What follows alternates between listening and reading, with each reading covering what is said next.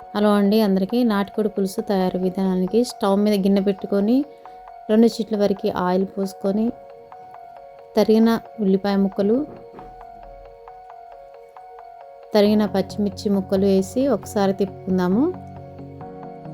దీంట్లో దాల్చిన చెక్క, లవంగాలు, యాలకులు యాడ్ చేసి బిర్యానీ ఆకులు కూడా సగానికి తుంపి వేసుకుందాము.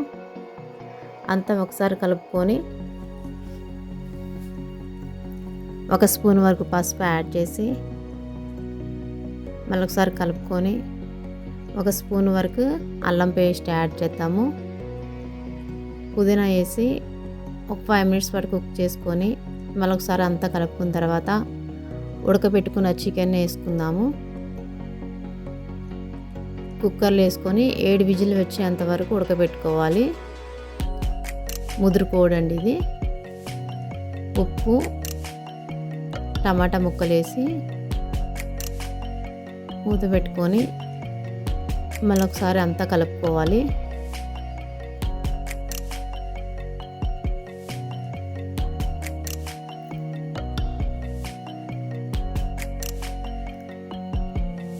పుదీనా యాడ్ చేసి మళ్ళీ ఒకసారి అంతా కలుపుకుందాము.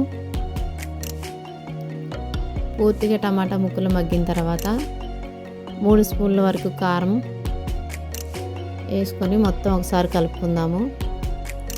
మళ్ళీ ఒక 5 మినిట్స్ పాటు కుక్ చేసుకుందాము.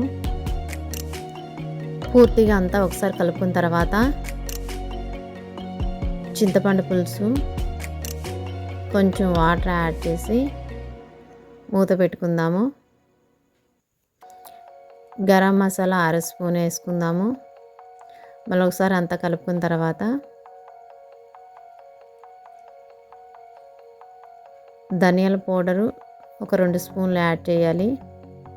అంతే అండి. కొత్తిమీర యాడ్ చేసుకొని సర్వ్ చేసుకోవటమే. ఈ వీడియో నచ్చితే లైక్ చేయండి, సబ్స్క్రైబ్ చేయండి, షేర్ చేయండి. మన ఛానల్ సబ్స్క్రైబ్ చేయని వాళ్ళు సబ్స్క్రైబ్ చేసుకోండి.